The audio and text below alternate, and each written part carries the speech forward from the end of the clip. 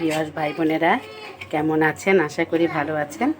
আর আমি আল্লাহর রহমতে ভালো আছি এবং আপনাদের ভালোবাসা আজকে শেয়ার করে দেখাবো আমি কি রান্না করছি। আমি বিফ কারি বসিয়ে দিয়েছি, এখানে ম্যারিনেট করে চুলাতে বসিয়ে দিয়েছি, হতে থাক। আর রান্না করেছি ঢ্যাঁড়স ভাজি। এই যে ঢ্যাঁড়স ভাজি হয়ে গেছে, নামিয়ে রেখেছি। আর এখানে বিফটা বসিয়ে দিয়েছি, হতে থাক।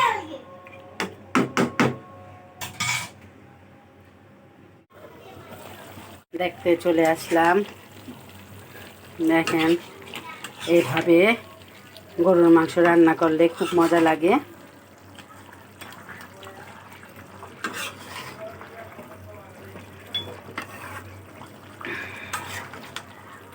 হতে থাক। কার কার কাছে গরুর মাংস খেতে ভালো লাগে? মাঝখানে আমি আলু দিয়ে ফেলেছিলাম, আপনাদের দেখাতে পারি নাই, স্কিপ হয়ে গেছে। হতে থাক।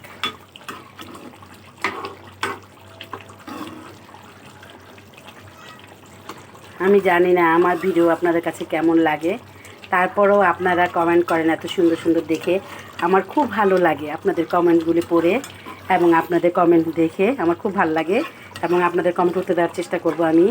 আপনারা আমাকে অবশ্যই সুন্দর সুন্দর কমেন্ট করবেন। হ্যালো ভিউয়ার্স ভাই বোনেরা, আপনারা যে আমার ভিডিওটা দেখেন তার জন্য আপনাদের কাছে আমি চিরদিন কৃতজ্ঞ থাকব। এইভাবে আমাকে সাপোর্ট করবেন, ভালোবাসা দিবেন। অবশ্যই নতুন নতুন ভিডিও দেব, নতুন নতুন রান্নার ভিডিও দেখার চেষ্টা করব। আপনারা বলবেন কমেন্টে কীরকম রান্না দেখতে চান, আমি সেইভাবেই রান্না আপনাকে দেখার চেষ্টা করব। আর ভুল হলে আপনারা অবশ্যই আমাকে ক্ষমার দৃষ্টিতে দেখবেন। আবার ঢাকনা দিয়ে ঢেকে দিচ্ছি। দেখতে চলে আসলাম। দেখেন, আমার গরুর মাংস রান্না করা হয়ে গেছে। এভাবে আপনারা গরুর মাংস রান্না করে খাবেন, গরম ভাতের সাথে খুব ভালো লাগে খেতে, টেস্টি হয়। যদি আজকের এই ভিডিওটি আপনাদের ভালো লেগে থাকে তাহলে অবশ্যই একটা লাইক, কমেন্ট এবং শেয়ার করে দিবেন। আগামীতে আবার নতুন করে ভিডিও দিই ইনশাল্লাহ।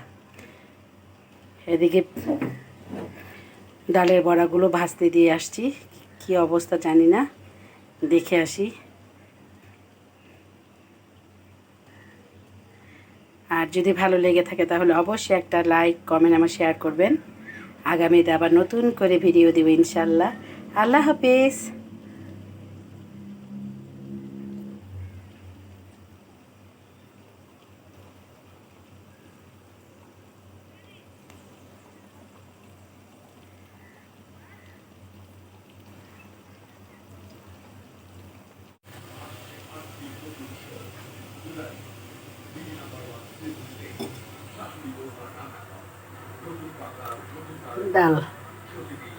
ডালটাকে মেখে পেঁয়াজ মরিচ দিয়ে, কাঁচামরিচ, ধনেপাতা দিয়ে মেখে নিয়েছি।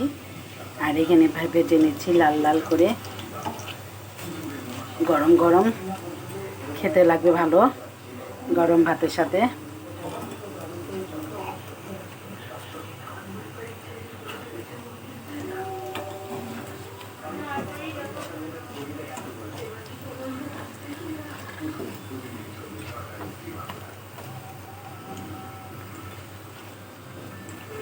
হতে থাক।